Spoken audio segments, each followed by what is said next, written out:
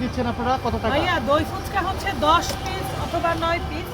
এই কারণ হচ্ছে সবগুলোর সাইজ রেডি। ভাইয়া দই ফুচকা হচ্ছে 10 পিস অথবা 9 পিস দেই, কারণ অনেকটা ফুচকার সাইজ ছোট থাকে, অনেকটা ফুচকার সাইজ বড় থাকে। এই হচ্ছে আমাদের নিজেদের হাতে বানানো দই, এই দইটা দিয়েই মূলত আমরা দই ফুচকাটা বানাই।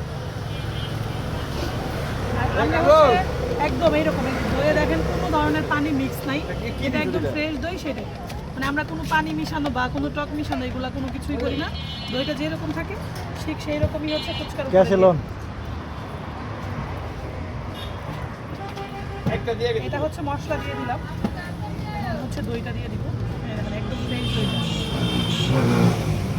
আর একদম ভরপুর দই থাকে, মানে শুধু নামেই দই ফুচকা, দই থাকবো না ওই পানি থাকবো এরকম কিছু না। এগুলো কি আপনাদের ঘরোয়া তৈরি? হ্যাঁ হ্যাঁ, দইটা একদমই আমাদের নিজেদের বানানো। শুধু দই?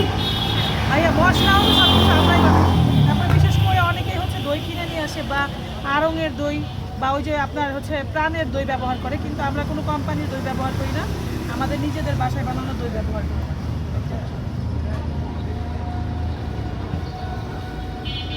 আমাদের এরকম ভরপুর দই থাকে। আবার এখন দিয়ে দিব হচ্ছে চানাচুরটা। এটাও কি নিজেদের বানানো? না ভাই, এটা দোকান থেকে কেনা। দিয়ে দিচ্ছি হচ্ছে ডিম।